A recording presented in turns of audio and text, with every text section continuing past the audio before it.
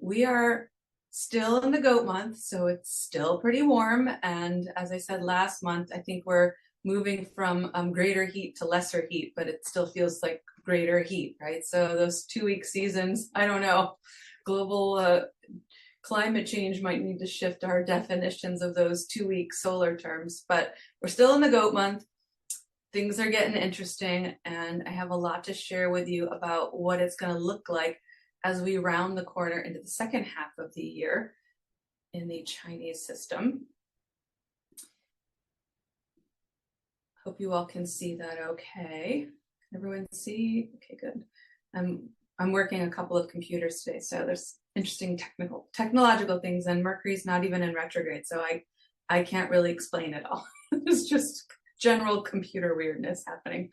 So today, let's see. So those of you joining who are new to class, maybe you haven't joined before, especially some of you online who might be joining for the first time, watching this and recording, to fully participate in class, it's really helpful to have a copy of your own chart handy in front of you. You could even pull it up on your phone, that works as well. You simply want to go to my website, and at the bottom of the home page, you will see this astrology chart calculator button. You can just click the button, takes you right to a free chart calculator.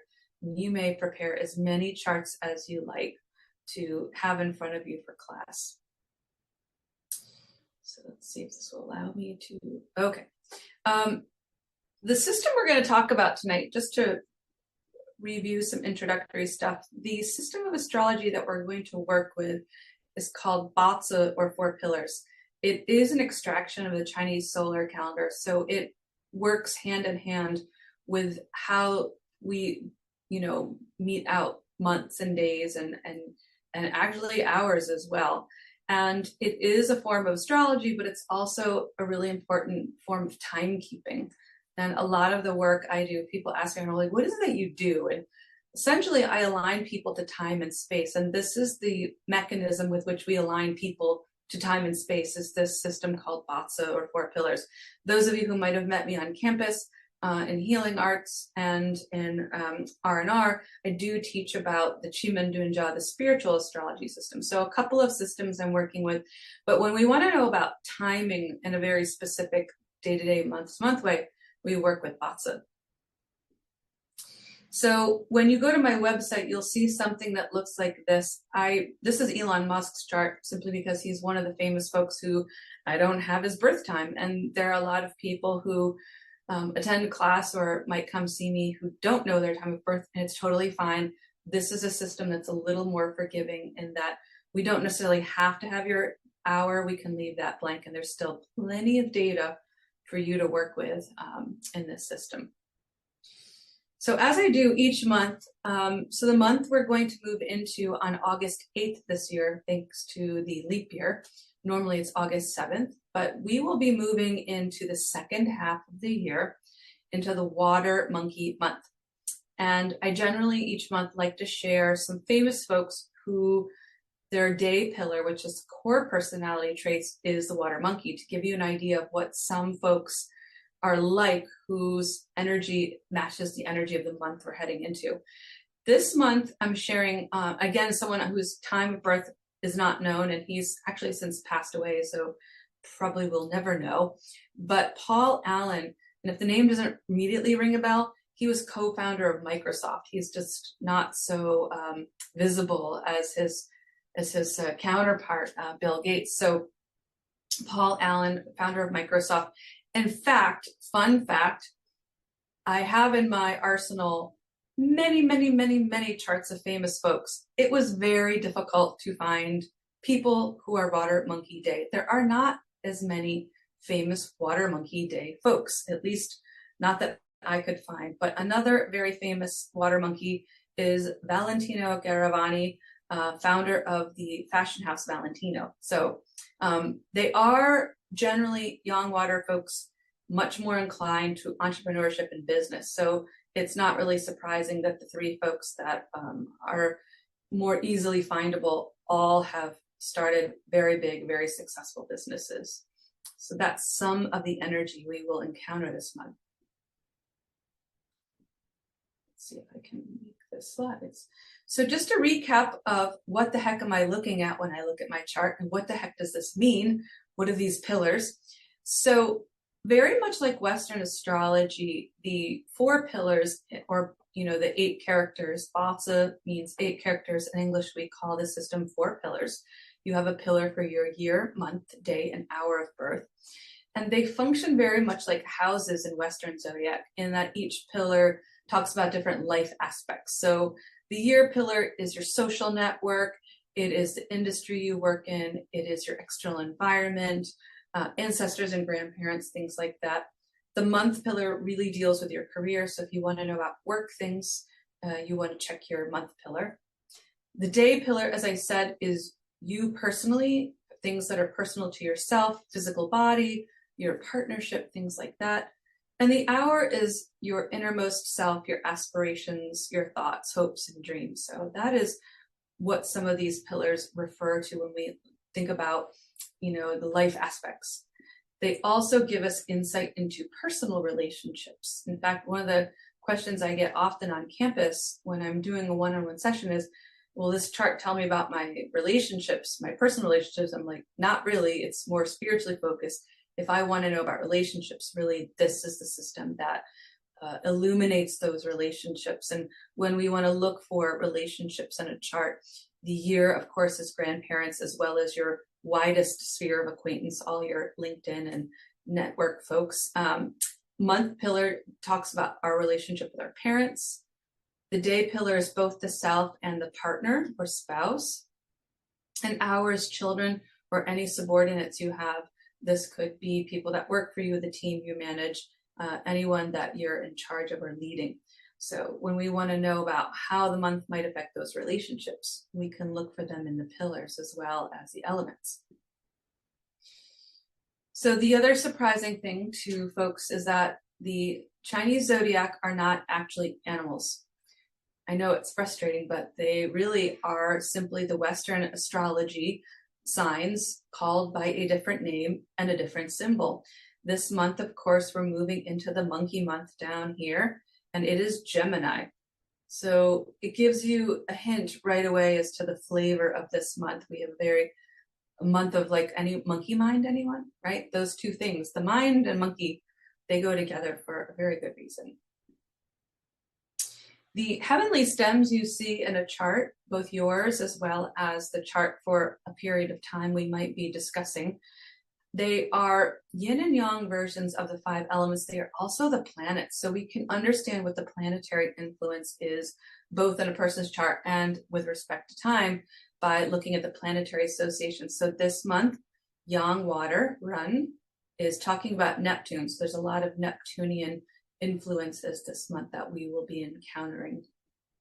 But the way we interpret these charts, the way we understand what the impact might be like of this Neptunian energy, is that we translate it into Yang water, which is likened to an ocean or a very big body of water, maybe like a Great Lake or a giant river. So a large, powerful body of water. So water, of course, in the Chinese sense, represents thinking and thoughts and feelings. And so those are themes that we will be encountering in a big way this coming month. So by putting the heavenly stems, or these elements, together with the zodiac signs, there's a compound unit called a pillar that we use for time, space, and people. And it really is this system that allows me and the work that I do to connect people to time and space to optimize the advantage someone might need to have with respect to time, or in feng shui, their space. So we are moving on August 8th, because normally it's August 7th, but we have a leap year this year, so all the dates are pushed over a date. We will move into the water monkey month on August 8th, and that month is divided into two-week, what we call solar terms, which are really coming from an agricultural calendar. And especially in the Berkshires, I find the seasons line up pretty well with some of these themes. Coming autumn is the first season of August. While technically it's a summer month in our sort of Western Gregorian concept, I know that here in the Berkshires in August, sometimes we get some chilly nights. You're like, ooh, autumn is coming. I can kind of feel it in the air. There's days when there is a greater metal influence, so less humidity. It might be cooler and drier. So August, while it's still technically summer in our Western application, it really is the first month of the season of autumn. And then the end of August, right, that sort of last blast of heat that usually comes after everyone goes back to school, end of August, that comes at the end of August with the heat ends is the second solar term. So and August can be like that, right? It can be, well, it's really hot today, but there's a tinge of autumn in the air tomorrow. So that kind of goes back and forth. And the descriptive nature of these weeks really speak to that. So it is, yes, the first month of the season of autumn. So we're moving into a whole new season, and we do treat it as autumn season. And by way of autumn, we're saying that we're shifting elements. So the summer season is the season of fire. Boy, are we getting some fire this summer. Holy cow. July is always a heaty month, but boy, it's bringing the heat this year. When we move to the monkey month, while it might be temperature-wise warm, the element that governs that whole season is the metal element, very different element. And so we can kind of understand what might happen during time because a certain element is dominating a period of time. So we move to metal element. The other thing in the Celtic Wheel of the Year, so the other thing that sort of surprised me in my journey of both Chinese metaphysics, learning and understanding, and my work in Western geomancy and Celtic shamanism, is that the Celtic Wheel of the Year is identical to the Chinese. They both are based on the solar calendar, and they both observe these solstice equinox in cross-quarter days. And the cross-quarter festival of Lunasa is also the beginning of the autumn season, beginning of the harvest season. It's what's called the first harvest. Culturally, it's been celebrated on August 1st, but if you look up the astronomical moment of Lunasa, it is August 7th. So by either calendar, we're really saying that, hey, we're moving into this new autumn season. This is the beginning of autumn when it's still warm, but it's the beginning of harvest. And this idea of gathering in on harvest is sort of dominating the month of August. And those of you who garden will know you're making a lot of zucchini bread and you're like pulling tomatoes out of the garden, right? So this is the first harvest that comes, those early autumn vegetables. So the image of the water monkey could look a little bit like this. If I go back, let's see, to this one, some of the images look like this sort of ancient city that's now underwater, and things from a long forgotten past that's sort of buried deep below in the depths, right? Sort of out of sight, out of mind. And when we think about these lost cities, they're finding all kinds of neat archaeological things, even very recently. I was reading an article just a couple of weeks ago about how only 40 feet under the surface of Lake Michigan, they discovered stone circle that is about 10,000 years old. It predates the stone circles in Scotland I just visited by several thousand years. And there weren't supposed to be people in North America who were doing that. So what is that about, right? And there were things under the water that were really, really ancient and forgotten. So constantly archaeologists are discovering these long forgotten civilizations, these long forgotten peoples who might have known some really amazing things, but we don't know anymore. It's lost to time. It's under the water. And with all of the climate issues and the massive storms we're getting and flooding, before the city or the structure or the ancient civilizations monuments were underwater, there had to be a point where they were starting to go underwater. And so I saw this picture. I was like, wow, this could be another image of water monkey. Because one of the images of the monkey is the mind, it's Gemini. It is about innovation and technology and growth and, civilization advancing and growing and having a lot of technological advancement. But cities, they could end up underwater. if we have sea level rise and things like that. So it's really interesting to contemplate that things that we consider modern. The water monkey kind of looks like a city not only all the way underwater, but beginning to be submerged by the water, right? Where the ocean is creeping in to the metropolis. So I thought that was interesting to contemplate, that an image of the water monkey, but might be the process of a great city or a great civilization slowly battling the ocean and losing ground to the encroaching water. So interesting thing to think about in all of the storms that we're having, especially these hurricanes and such. So that is another image we might think about for the water monkey. So what does the water monkey flavor feel and look like? So yang water, of course, as I said, is Neptune. And Neptune, of course, is the watery planet. It is representative of the oceans and giant deep bodies of water. Some of the themes that are associated with Neptune is depth, deep water. It is also about water as a metaphor for the mind and thinking and thoughts. So the subconscious mind, dreams, maybe even delusional thinking, or, where our emotions or intellect sort of overpower us and we're not really thinking clearly. It can also be, in its positive aspects, intuition, spirituality, compassion, having large impact, because obviously oceans are big, powerful bodies of water.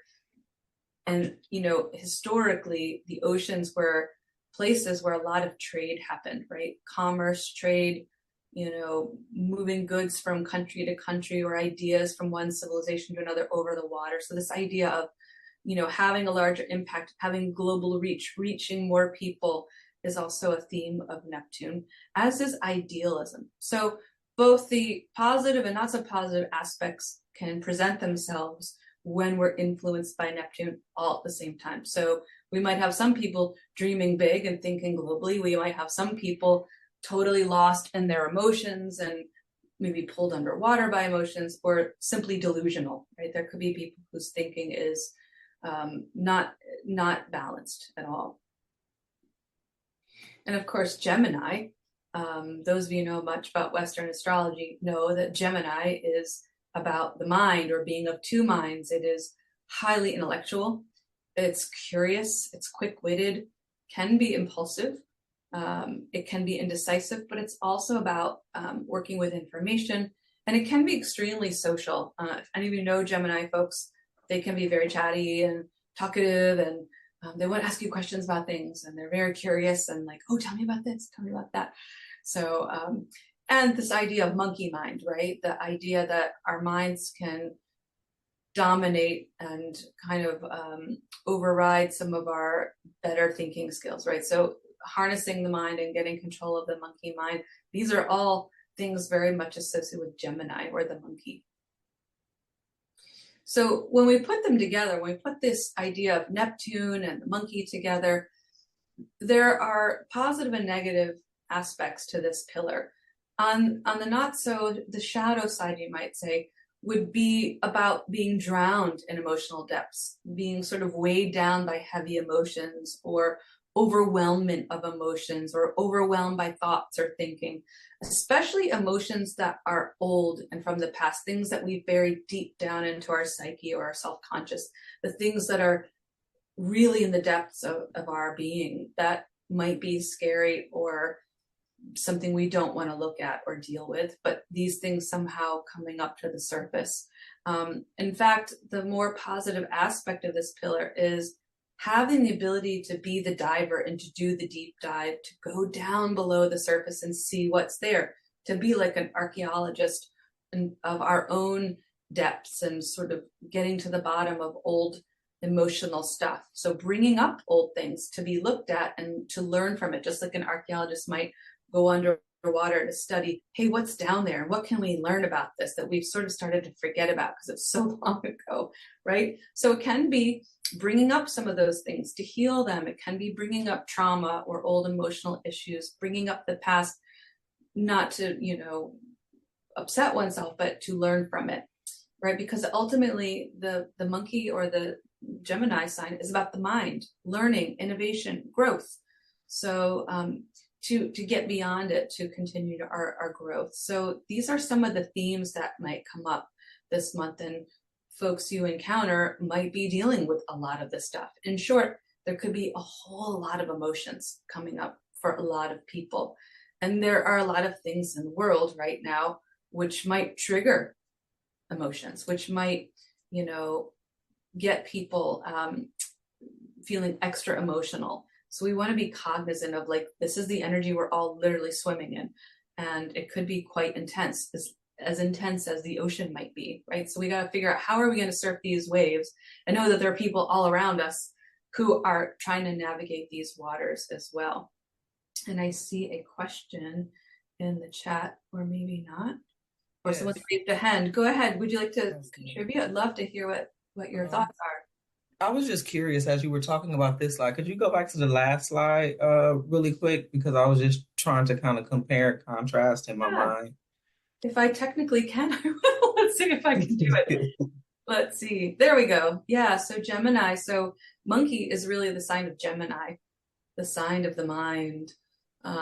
It's very intellectual. If you saw earlier, Elon Musk is the wood monkey day pillar. So, he sort of really exemplifies this like brainiac mind kind of thing, which can be both intellect, innovation, information, innovation, someone who's creative and innovate, make an inventor perhaps, or moving technology forward. So that's a lot of Gemini traits there.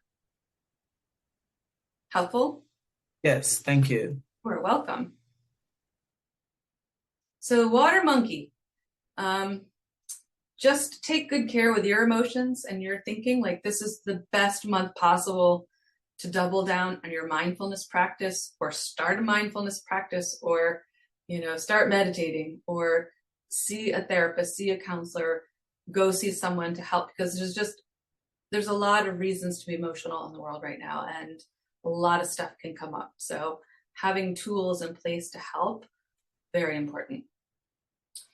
So each month, the pillar of the month, or even the pillars in your own chart, also have a corresponding hexagram in the I Ching.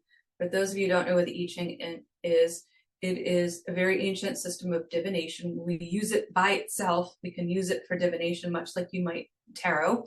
It's just that it's 5,000 years old at least. It's quite an old system, very relevant today. It's actually a system I use for divination often. And what's interesting about the hexagram for this month is that there are 64 hexagrams, and this is hexagram number 64. And the journey of the hexagrams from 1 through 64, actually the first 10 or so, 9 or 10, really do mirror the first 10 cards of the major arcana very closely. Like the first 9, there's a lot of correlation and symmetry there.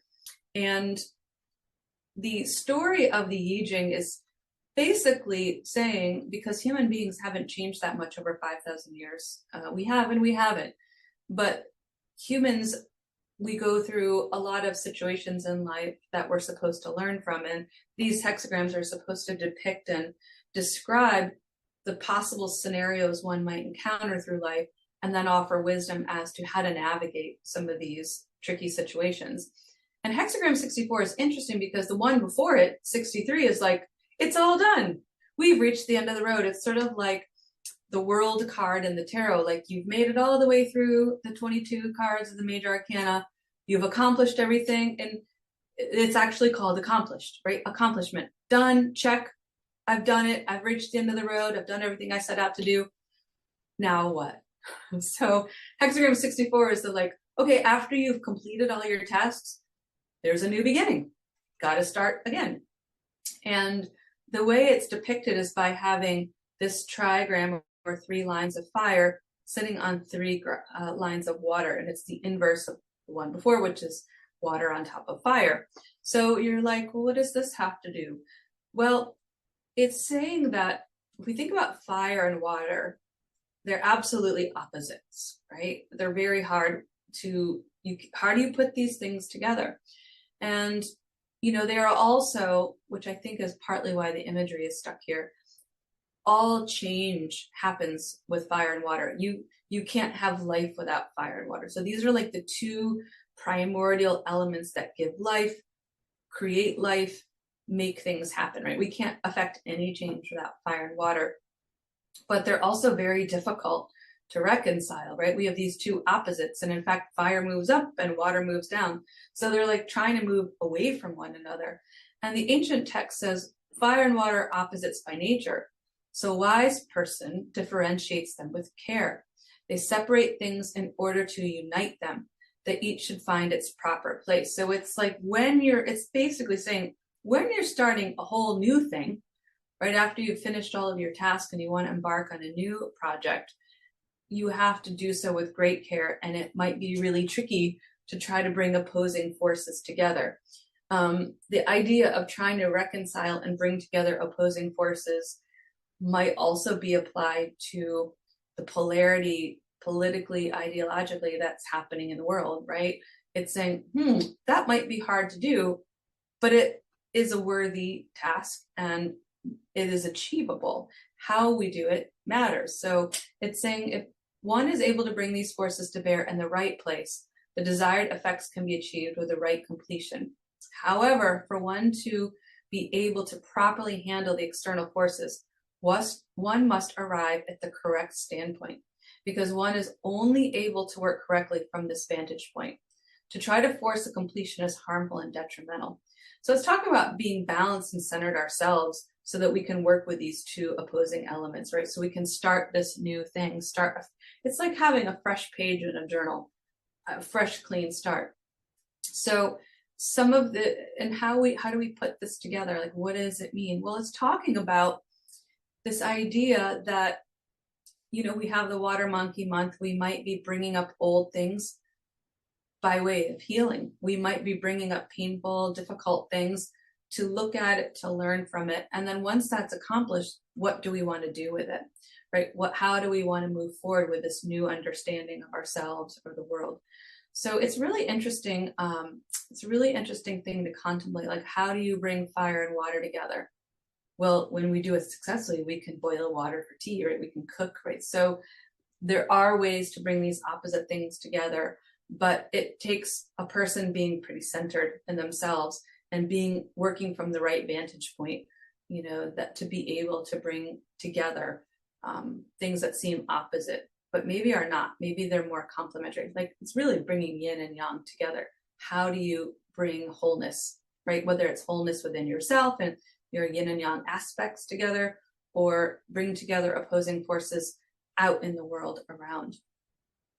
So I thought, for those of you, we've been playing with getting folks together in discussion groups to talk about the theme of the hexagram for the month. And just to, maybe a show of hands, I don't know how many people we have who would like to participate.